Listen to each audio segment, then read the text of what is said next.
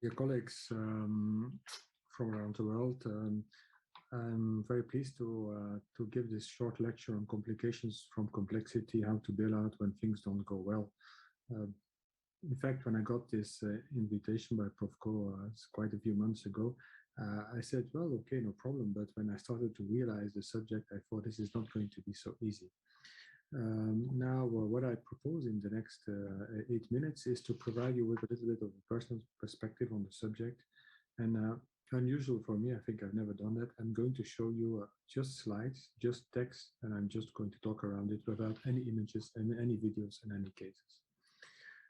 So what is complex PCI? Because of course we're talking today about the coronary circulation, not about the valve or the interventions. Well, you see these lists.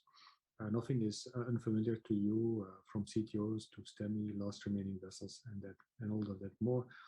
Even often a combination of that can be the issue as you face it. Now, what makes PCI complex? I would say the first thing is potentially you. Maybe I shouldn't start with that, but it depends on your skills, it depends on your physical state, it depends on your mental state, it depends on the fact you had a good night of sleep. All these kind of things impact the complexity of the procedure. The environment, the staff, the nursing staff, the team around, everybody has to be in perfect shape and concentrate on the intervention. And of course, the need for the necessary hardware. You need hardware. You need some stuff, rotablator, shockwave, and all this like technology, and then much more. I would say you need to know this hardware, know how to use it. The anatomy, which goes with it, LV function and hemodynamics. One of the key issues in complexity is bad LV function, and this is something that really is really part of it. The degree of emergency, which may be forgiven if things turn out not so well, but the degree of emergency certainly affects the complexity. What are the common issues that we face in the coronary circulation when things go wrong? Well, it's sudden loss of myocardial perfusion of any kind. That can be no reflow, dissection, thrombus, whatever. Perforation, vessel rupture, retained equipment of any kind, stents, balloons, wires, rotablator, allergic reactions, which we tend to underestimate, bleeding of any kind. And what I would say, issues you fail to recognize on time. Sometimes you don't really know what's going on, but things can go bad very quickly and you don't know what's going on. So in the elective setting, I think it's very important to identify the high-risk patient. We just finished a case that was basically done by the surgeons. They failed to bypass a patient with very calcified lesions. They basically couldn't go in. And the patient came out of the operating theater with sequelae at the legs. The veins had been harvested, the memory had been harvested, and a sternotomy sequel. And we had to work on this patient with shockwave, high pressure balloon, OPN, IVUS, drug-eluting balloons, whatever, stents. We finally succeeded to have the job well done. If you have these high-risk patients, and that's what most people do now, is to plan and stratify and document the case. Plan, because what we do here at our hospital, we have CHIP meetings where we identify these patients. We plan the strategy, we discuss the strategy, and we document the case. That means we look at these patients on the outcome of these patients. Create the optimal setting in terms of team and timing. It has to be a team around that knows how to do it. The case we did was this morning. We were all fit. It took us about 3 hours, but we were fit and we were concentrated on the whole thing. Clarify the situation to the patient, to family, and get the informed consent.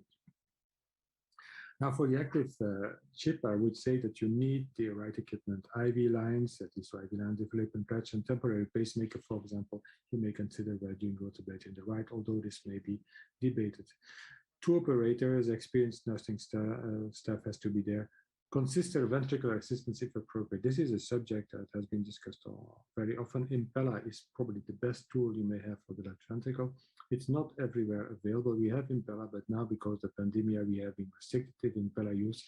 And I think you need to really balance this benefit, which is not always there, to a quick and simple procedure that may basically go well without any ventricular assist. And have a plan B in your mind, thinking ahead on strategy and potential complications. And I often refer to this slide that I have shown several times, maybe also to you, on the balance between competence and confidence. where we really have to try to get to this zone and avoid this zone over here, of course. The elective shift can go wrong. Of course, that sounds very logical, but it's essential to keep calm because you lose your concentration, you lose your capacities. And be particular in understanding the problem. And I show here a few items. Again, if you have a plosive left main dissection or thrombus, if you have an atherogenic aortic dissection, massive no reflow, allergic reactions, retained equipment, these are the conditions that we face, so we have to be really, really to the point.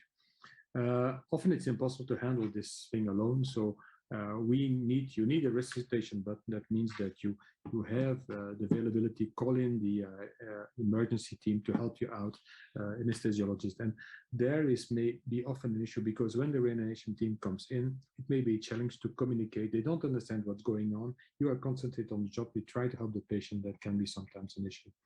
And then, of course, there is the role of appropriate ventricular assistance, whether it be needed. If not available, we think that the LUCA system is often the only device that can help you out to continue the intervention. In case of left main dissection and thrombus, I had it basically last Friday. Quick and appropriate handling will be life-saving. Not adequate ACT level. We pulled out the thrombus where aspiration, basically the blood pressure went from 30 to 170.